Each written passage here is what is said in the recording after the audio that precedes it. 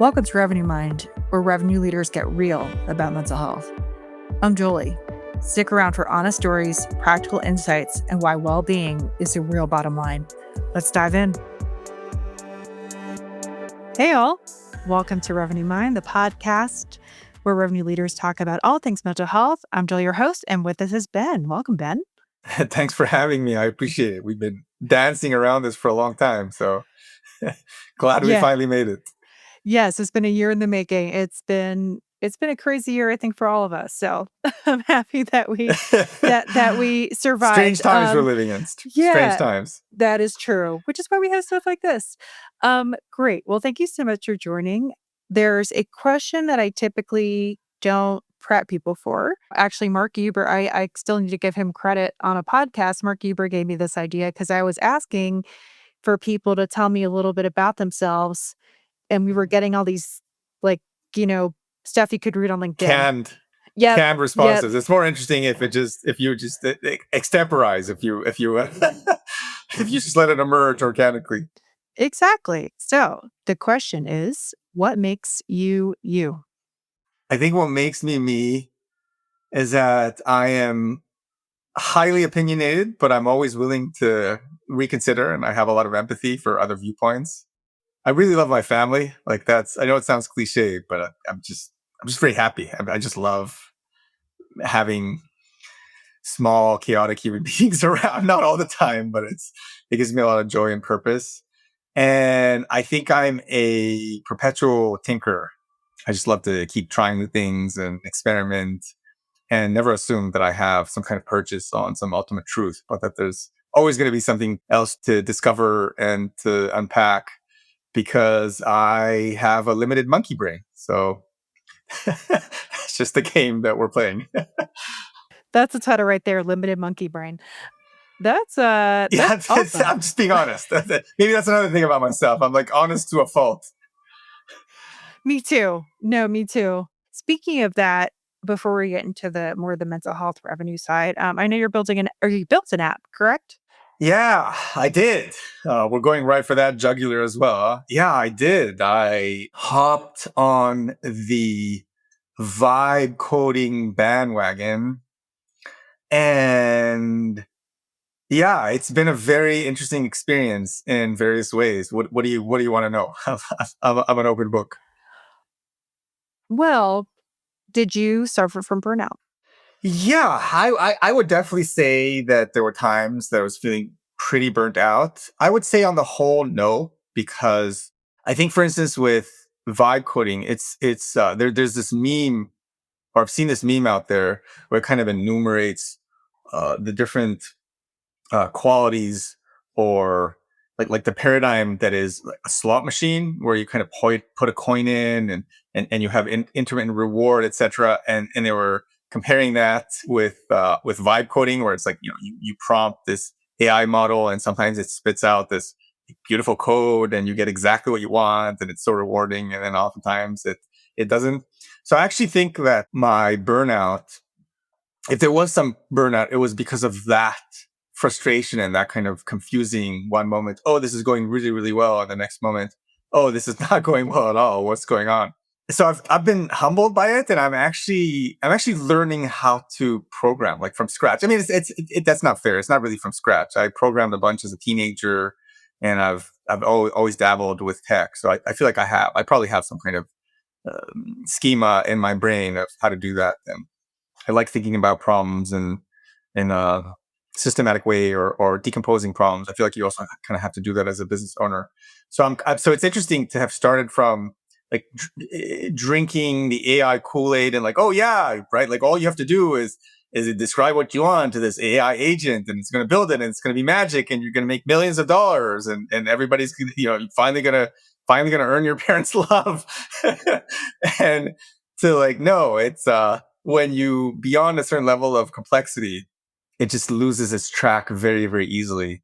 And I've actually started taking on work doing AI consulting and automation. So I've also felt like the responsible thing to do is to actually learn to program and understand the code and be responsible for it, and have strict security measures, etc. So I don't know what you want to unpack there, but that's my long-winded response. I'm curious, so do you think that goes back to your love for learning? Yeah, so I think I do. My brain is happier when I'm not just when I'm learning new things, but when I'm learning new complicated, difficult things. I think it's a blessing and a curse. So when the original ChatGPT came out, I started reading a lot about it and listening to podcasts, and I was like, okay, I can see where this is going, and I want to stay ahead of the curve. But I think it was a number of things. I think it was part of it was a love of learning. Part of it was wanting to familiarize myself with this technology that may end up being, we'll see, the jury's still out, but may end up being the most significant, for good or for bad, technology that humanity has ever developed. And I think there was also the sense of some kind of gold rush, some kind of like, I think, I mean, in hindsight, there's some naivete and hubris there, but I think that as a real subject matter expert, in the sense of some, like, I've been ghostwritten LinkedIn content for, gosh, about 9 years now, right? Like, I've done a lot of work with a lot of clients. I've produced some, I've also bombed, but I've produced some like really impressive results, from, getting clients featured in the Wall Street Journal, to getting them leads from all the way from up like Amazon and Fortune 500 companies to smaller businesses. And so the thought of like, hey, I can take what I know, and I can, without a barrier, or without having to rely on an actual developer or dev shop, I can gradually encode it in this code, right? And in the AI engineering logic and prompts and context engineering, such that all of this like deep knowledge that I have is available to other people. I think there was something intoxicating about that notion. And I think along the way, I started to get disillusioned, and I'm happy to talk about that. But I realized that you still need the technical expertise. Like, there's a lot of snake oil around this technology, but the CEOs and all these AI influencers tell you that you can one shot, or it's game over for developers, which is total bullshit. And I think I also realized on the way, which has been, I'm actually very grateful for that experience, that my appetite for risk and my ambition is something that can bite me in the butt. And I just started thinking about, like, zooming out from like, oh, this is, there's all this hype about around AI, and it's true that you can build things using natural language. Especially, I'm a trade writer, so I think I may have an advantage there over other people, in the sense that I'm capable of like clearly articulating what it is that I want, etc. And I think some of this also ties back to LinkedIn and social media, that there's this kind of survivor bias, where you're scrolling your feed, and it's usually either people who are claiming, like, maybe they are, maybe they're not, but just claiming all the success after having worked so hard or failed, etc. And they're swimming in millions, in which case you're also wondering, like, what are you doing on LinkedIn? But that's a separate conversation. Or they're the people who kind of glorify the failure and make it into almost like this pornographic vulnerability. And I think, having dived in and built something and then tried to get paying users, I was like, yeah, this shit is really fucking hard, but that's not so much the issue. I don't really mind doing hard things, but it's almost as if, as a society, I think especially in America, we really glorify the pathos of the entrepreneur, and this, like, we see it as something admirable, and it is to an extent, right? Like, I'm very grateful for people who decided to do like moonshot things and discover new technology and things that make everybody's lives better. But very few, like a very low percentage of startups, or SaaS, or even companies survive. And that's not necessarily because whoever, the entrepreneur, the founder, or whoever it wasn't capable, or didn't have the chops. I think oftentimes it just comes to having the right network, or being at the right place at the right time, or all these things that are not even under our control. That, again, I'm also not trying to minimize the success of other people, because they're very impressive people I follow and learn from. But I think there's a piece that we don't talk about enough, about how it's a lot of luck. And if you're okay with that, great. But it's also okay to kind of step back and say, well, like, it doesn't make you any less of of a human being, if you step back and say, well, hold on a second, what level of risk am I actually comfortable with? And what are the second order effects? Like what price might I be paying for working in this way or pursuing that thing? And so I don't know. I turned 40 recently, so these are things that I've been thinking about a lot. Happy birthday. Oh, thank you. So a couple things came to mind there, and you mentioned it in passing. So what did you mean by disillusioned? So I think I was disillusioned in several ways. So the first, not necessarily in order of importance or occurrence, but the first one, as I mentioned, is discovering, like, being very quickly disabused of the notion that just because I'm a good writer and I'm capable of articulating clear instructions, I'm going to get AI to do exactly what I want it to do, and I'm not going to need any proper development, and I'm just going to be able to vibe code something that works wonderfully. Right? Like, I just spent a lot of time just fighting bugs that I intuitively knew were like a sheer waste of time. It's just that AI is not, if there's like a complicated and nuanced mental model for something, the kind of thing that a human being develops over a long period of time, right? You develop whatever you whether it's writing or playing the guitar or whatever it is, that you just do something over a long period of time, and you get a kind of idea. Yeah, you develop a mental model for it. AI is not very good at that. It's not. It's almost like having an amnesiac, very smart intern who just comes in every day and is like, okay, cool, what are we doing? And you can partially scaffold its way there, right? Like, you can have documentation and instructions, and you can feed things into context. And these days they're really good with tools. They can search things online. But if it wasn't in their training, like if they weren't trained on that very specifically, they just don't have that human ability of gradually developing a mental map over whatever it is you're doing with all these disparate pieces, and how they and their relationships. And so it'll go and it'll change this thing here, and that will solve the problem, but it'll fuck up, like, it'll like you have like three nodes, whatever, that connect to that, and then all three will get fucked. So it's like you've solved one problem, but then you have three new ones, kind of like fighting a hydra. And so I think that was major disillusionment, because I feel, again, I feel naive, but I kind of bought the myth. I bought the myth that the AI influencers and the CEOs and all these people were selling, that this thing is just exceptionally good, and it is to a degree, and it might get there, right? But I think one thing that the whole vibe coding thing, and that the whole, it doesn't even necessarily have to be vibe coding. It can be anything. Like, anytime you're creating some kind of complicated artifact with AI, right? Whether it's textual, whatever it is, you need to have a coherent vision of what it is, what it's going to be, what it's going to look like. You need to be willing to, on the way, pivot or change course or try other things.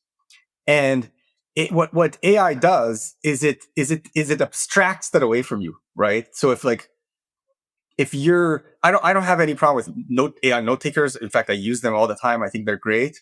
But there's a kind of, right, like, if you think about a kind of like a spectrum, I could be talking to you, for instance. I mean, obviously not doing the podcast, and I could be taking notes by hand, just like old fashioned, you know, like a Luddite. I mean, I say that tongue in cheek, but this anachronistic technology. You could take notes by hand, and that does something. As you're taking the notes, that activates your brain in a certain way, and so that information goes from your short term or working memory into your long term memory, and then gradually into like these deeper schemas and mental models.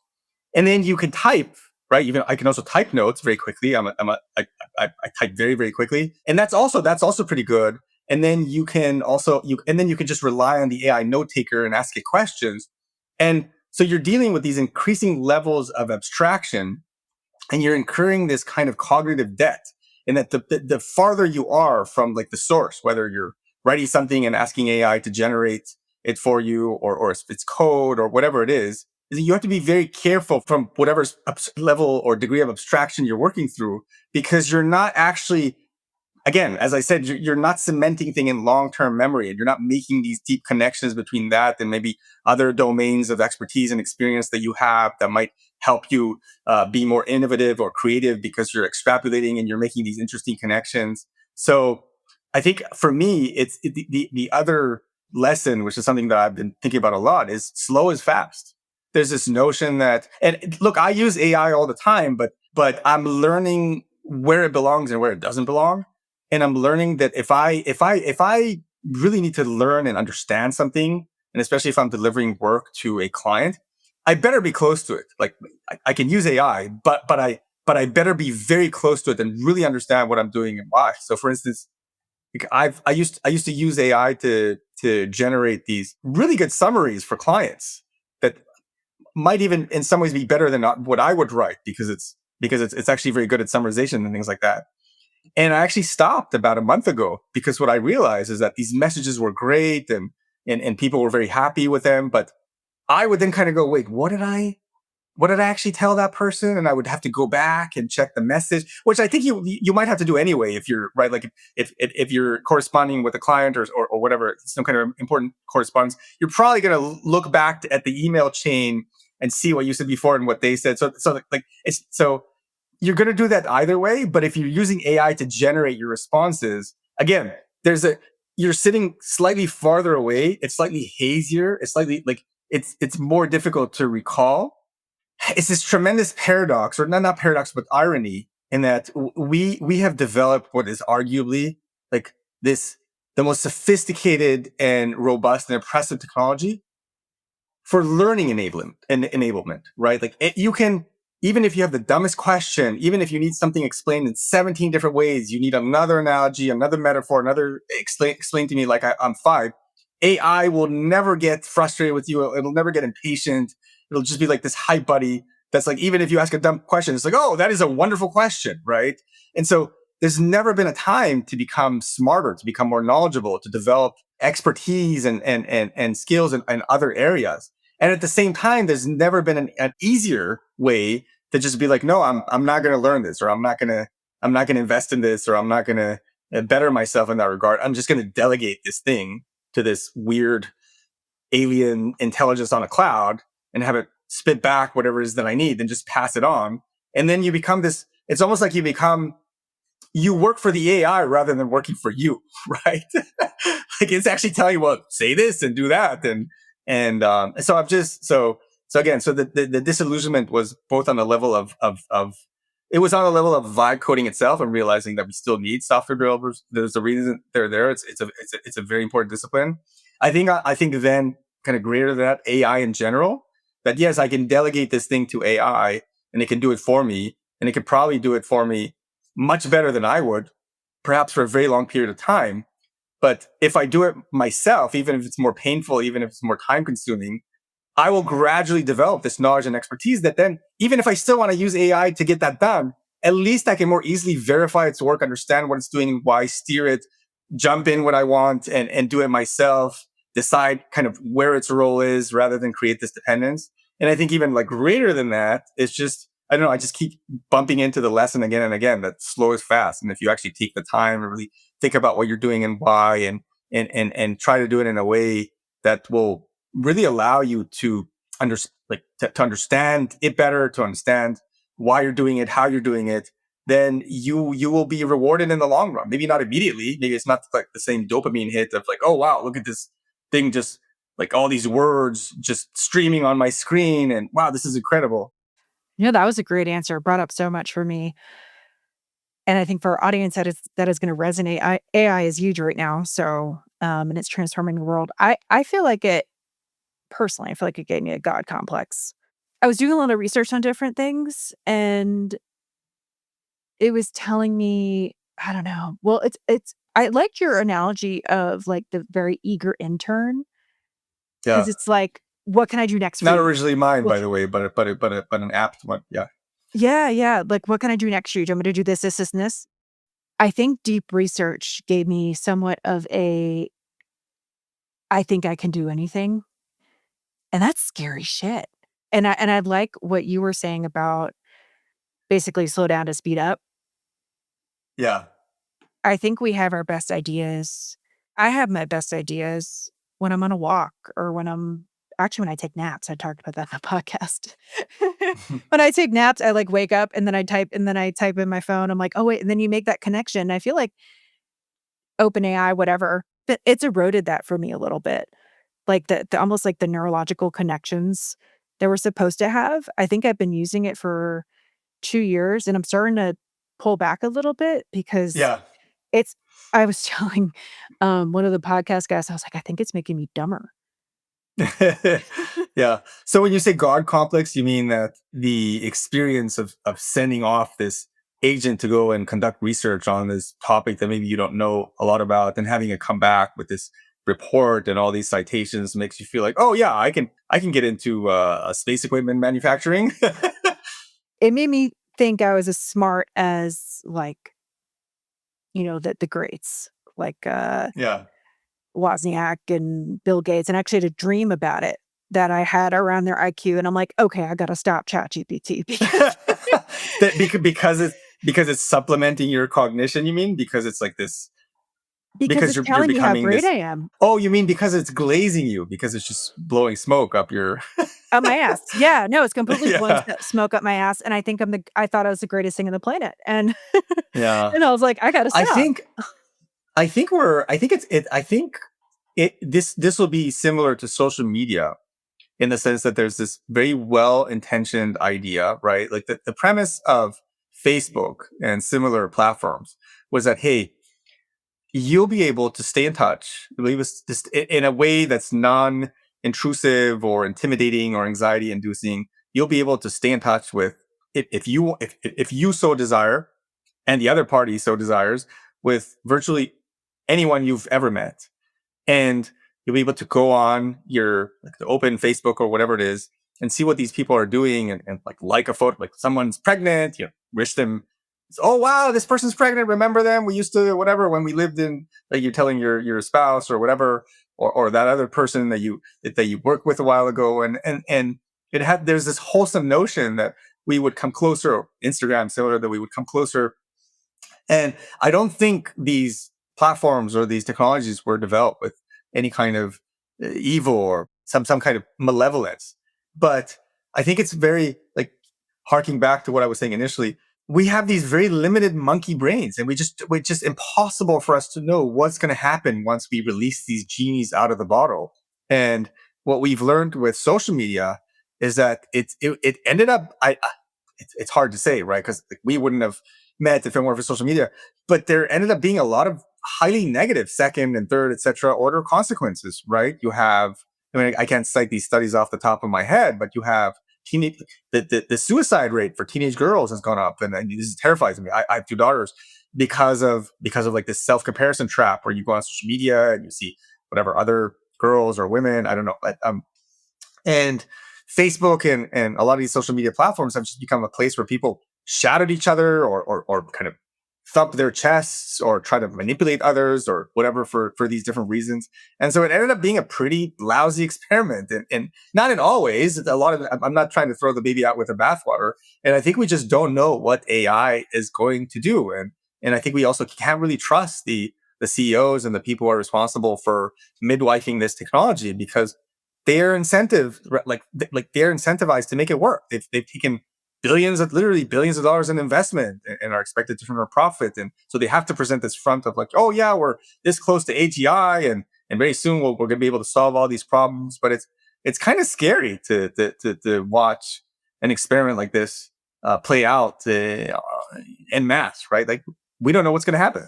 These companies have now, they're being a lot more explicit about the fact that they're actually trying to replace knowledge workers. For quite a while, they danced around it. They were saying, "Oh no, AI will enhance people. Not going to lay off anybody.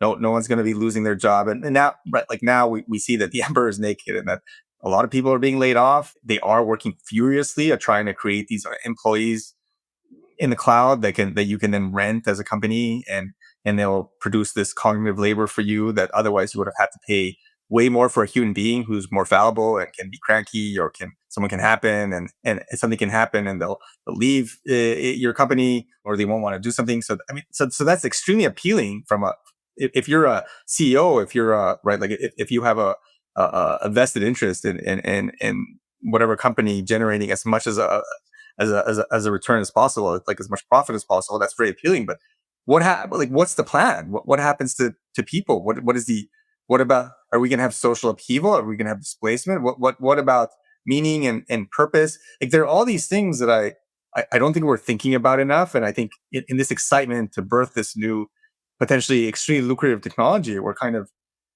I don't know. I mean, to me, maybe this is taking it too far. And again, I need to be careful here because I love AI. Like, I'm so happy it's there. It helps me so much. I've been able to increase my earning capacity and do really interesting work thanks to AI, and I'm much more generalist. So I just want to clarify that I'm not anti AI, and I really enjoy it. But there's just all these questions. And one thing I was thinking about the other evening, I was talking to my wife, is there's enough in the world. There's enough food, resources, land, etc., such that no single human being should really want for food, shelter, basic necessities, medical care, etc.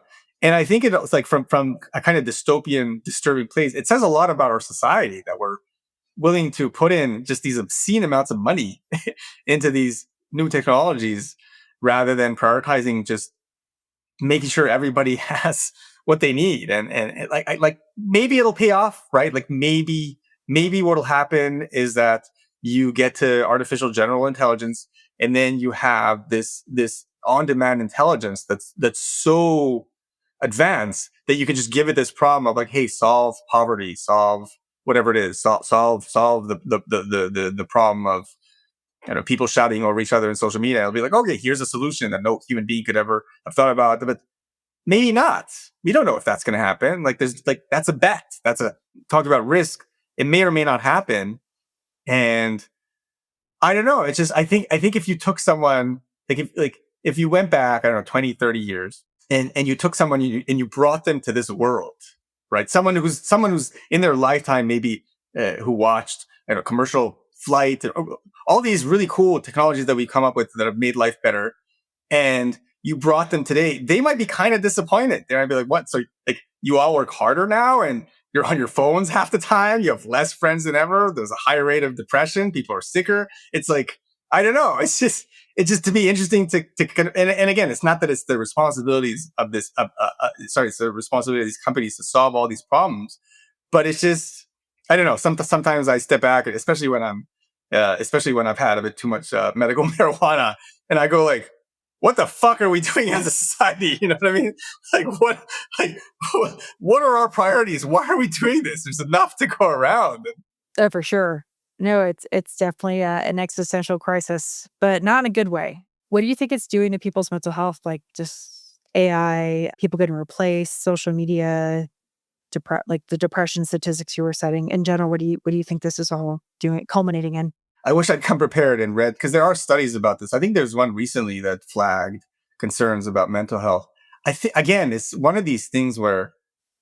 So, have you heard about this like Chat GPT induced like delusions of grandeur? Have you heard about that? That's what I was talking about. God complex. That's what I meant. Yes, Exactly. Yeah. So that's what people it talking to is. it, and yeah, Yes. exactly. So people talk to it and then end up believing that they have like the key to preserving the human species and and the secrets of the universe or whatever it is, because you have this model that's probably hallucinating and just telling you, like, every little dumb thing you're saying is telling you how wonderful it is and how you're you're the smartest and most attractive human being who's ever lived. I think the future is hazy. I think there should be a lot more regulation or discussion of regulation. And I think it's a shame. I'm not going to get too political, but I think it's a shame that the current administration is kind of believes in no regulation, because I would think that you would want to be involved. I mean, there is some regulation, but I would think that you would just want more. You would just want to be like, hey, this is potentially, like, might be the most powerful technology we've ever developed. Like, shouldn't we kind of be cautious about it, and maybe have certain checks and balances and measures to control it or ensure that it doesn't cause any harm. But see, it's kind of like, so if we go back to social media, which is probably not the greatest analogy, just because they are fundamentally different technologies in various ways. But Yes, you have a lot of people who are maybe introverted or have certain mental health challenges for whom it's a comfort, right? Like the fact that they can, without, let's say, going out of their homes or whatever, that they can find some like-minded people in a community online, whether that's social media or not, and feel like they're not crazy, or like they're not the only person who struggles with certain things, or hold certain opinions, and develop these relationships that can be very meaningful. I think that's wonderful. But I think the question is, like, you weigh one against the other. Like, what about all the people who, yeah, we just say, whose mental health ends up suffering because of that sense of, oh, look at all these other people who are doing so much better than me, and I'm a piece of shit, or whatever it is, right? And so I think, for if we go back to AI, I think the fact that anybody can just open up their phone or computer or whatever it is and say, "Hey, I'm struggling with these things," right? Like, I'm having a hard time. I'm hurting, or whatever it is, and just immediately get this thing that feels like a human. It feels like there's someone on the other side who can actually. That's not the case, but it feels like there's someone on the other side who, and they're very good at being empathetic and compassionate and validating. Like, again, on paper, that sounds wonderful, right? To just be able to do that. But in practice, you are getting, to your point, this God complex, is the delusions of grandeur. People really, like, literally undergoing some kind of psychosis because of where they end up getting with their thinking by interacting with these models. And we don't know. And again, this is where it comes back to regulation, but also just the incentive. Like, I don't trust these companies and these people that what they really want is for people to be happier and have better mental health or whatever. I think they're either investing a shit ton of money, or they've accepted a shit ton of money, and they need to produce a return. They have to make this financially viable, or else this is probably the biggest, like, bigger than the dot-com bubble, like probably the biggest bubble ever in the history. I don't know. Maybe someone fact check me. And so you have these conflicting interests, and it can go both ways, right? It can be, maybe they can make a model that's just a crazy good therapist and knows when to affirm you, and knows when to kind of say, no, don't leave your, don't leave your wife, don't abandon your kids, that's not a good idea, or, right, like, or don't join the circus at age 40, whatever it is, right? Like, I don't know, like, something like, where a good therapist or a good friend would be like, hey, you hate to tell you this, but this is kind of whack, don't do this, this is a dumb idea. Like, maybe they'll solve all these things, but we don't know. Again, it just goes back to this being a massive experiment. And I think the other thing I'm worried about is that, let's say it's the case where you've solved a lot of these problems, right? Like, you've whatever, whether through regulation or that these companies on their own decide to invest, and you get rid of the quote unquote God complex and all these problems, because you've trained these models to actually kind of catch when someone is starting to go down that slope, and just, like, pull them back. Like, no, we're not gonna, we're not gonna keep going down there. And let's say you've also managed to train them to be, yeah, just a really good combination of, like, empathic and validating, but also challenging. So, in other words, you've made them these great therapists.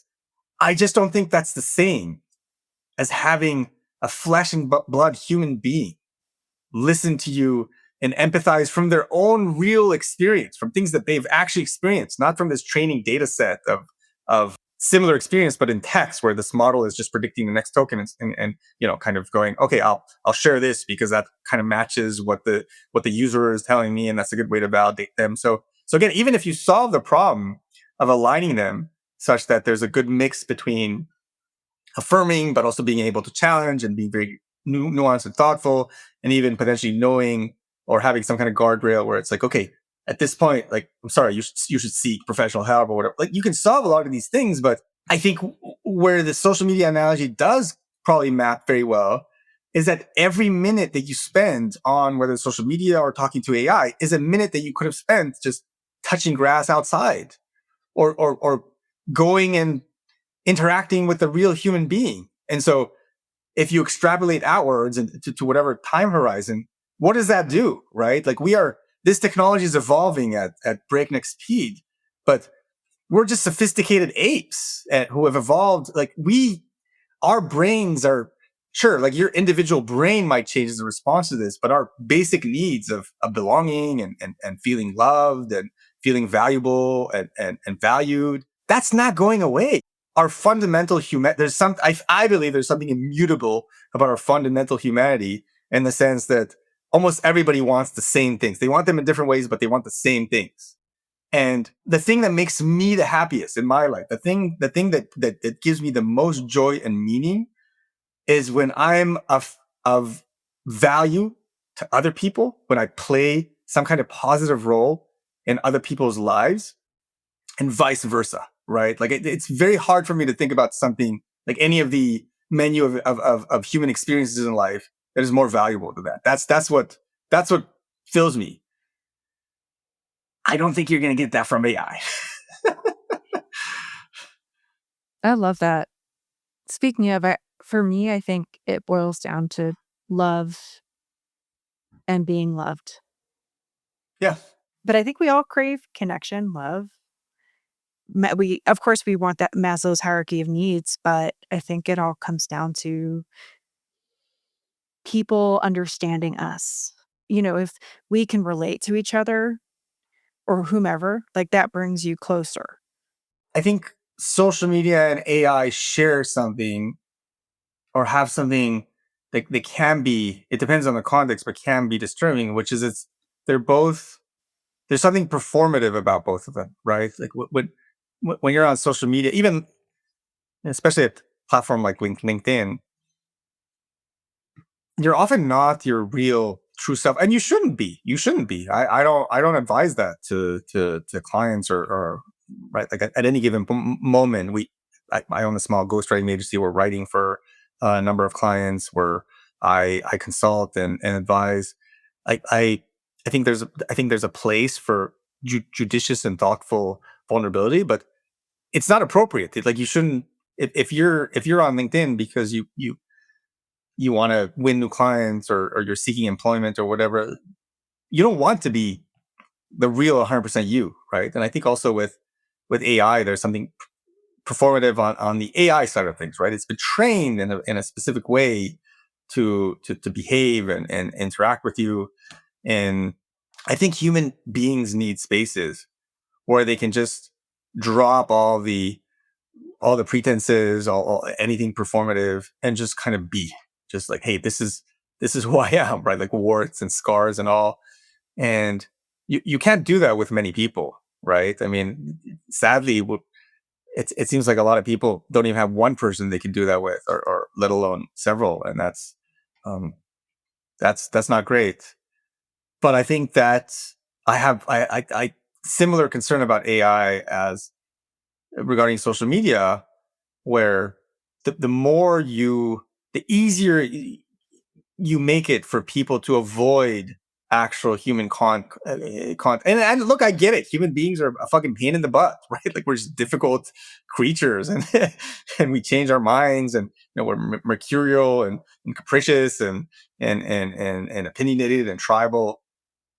But we need each other. We fundamentally need each other. We're highly, so like, the reason why we're having this conversation over the fucking internet is because all these apes have come before us and collaborated and created these technologies to allow us to communicate and collaborate more easily, right? Like, that's what we do. We're really fucking good at that. I'm just worried that we're taking that natural propensity and maybe directing it in ways that are not really productive to the goal of ultimately making human beings feel valued and like they belong, and and just fostering robust connections that, yeah. And we know how. I mean, I hope I'm not butchering this, but there's the Harvard longitudinal study. So I think it's one of the longest running studies where um, where I wonder if they've all passed away, but they took this cohort, or the class of, I don't remember what year, and followed them over like so many years that the lead researcher or scientist had to change. And again, there's some flaws in that it's a limited. There's a certain kind of person that's going to go to Harvard, but what they found, again, I hope I'm not butchering this, is that the more you have in your life the ability to just unburden yourself, to be in the safe space with another human being or other human beings, and get support, right? Like, essentially co-regulate, right? So when you're in any kind of distress, or you're struggling, to have a human being where you can be like, hey, I'm struggling. And then the other human being, whoever it is like, I got you. It's cool. I got you. You matter to me. It's okay. Right. Like, tell me what's happening. The more you, again, I'm simplifying and abstracting away many other components or factors that conduce to longevity and health and happiness. But as far as I remember, that was the most important one. That having that social support network, whether it was just a spouse to whom you're very close and feel very safe and comfortable with, or a number of people. And so, yeah, just maybe that's the theme for this conversation. That's where I get worried. Are we creating a world where that's going to be more difficult and people are going to have less and less of that? Because we already know, we have the science, we have the research that demonstrates that that's highly problematic, and people are less healthy and less happy and live less if they don't have that, the less of that they have, and vice versa. So yeah, what kind of world are we birthing? What are we doing here? Oh, I like that. What are we doing here? For the title. Everyone always gives me the title right at the end. It's awesome. Well, this was awesome. I feel like we could talk for another 5 hours about this, Right? but but we're gonna wrap up. Where can we find you? LinkedIn, I guess. Ben A. Wise. I think that's my LinkedIn. Well, thank you so much, Ben. Really, really appreciate it. Thank you so much for having me. That's a wrap for Revenue Mind, where we cut the BS and spotlight mental health and revenue leadership. I'm Jolie, reminding you your mindset is your competitive edge. Thanks for listening. See you next time.